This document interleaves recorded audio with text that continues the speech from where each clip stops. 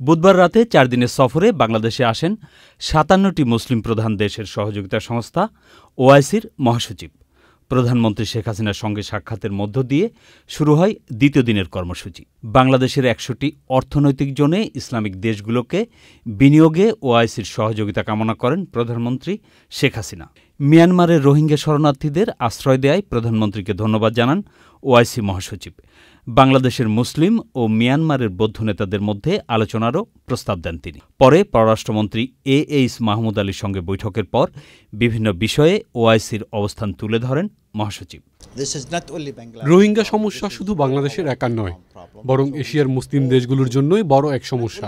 মানবাধিকার রক্ষা করা অবশ্যই আমাদের কর্তব্য, তবে অবশ্যই রোহিঙ্গাদের পূর্ণাঙ্গ নাগরিকত্ব দিয়ে নিজের দেশে ফেরত নিতে হবে। গুলশানের হলি আর্টিজানে হামলা ইস্যুতে দুঃখ প্রকাশ করে জঙ্গিবাদের বিরুদ্ধে ওআইসির কঠোর অবস্থানের কথা জানান সৌদি আরবের এই সাবেক সমাজকল্যাণমন্ত্রী। জঙ্গিবাদ মোকাবেলায় সবসময় বাংলাদেশের পাশে থাকবে ওআইসি।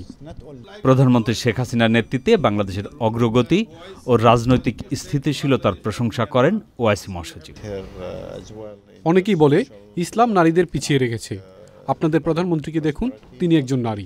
পুরো বিশ্বের মুসলিম নারীদের ক্ষমতায়নের উজ্জ্বল দৃষ্টান্ত শেখ হাসিনা। বিকেলে রাষ্ট্রপতি মোহাম্মদ আব্দুল হামিদের সঙ্গে সাক্ষাৎ করেন তিনি। নভেম্বরে ঢাকায় ওআইসি পর্যটন মন্ত্রীদের সঙ্গে বৈঠক এবং আগামী বছর পররাষ্ট্রমন্ত্রীদের সঙ্গে বৈঠক আয়োজনের জন্য বাংলাদেশকে ধন্যবাদ জানান ওআইসি মহাসচিব। সঞ্জয় চাকি, চ্যানেল আই, ঢাকা।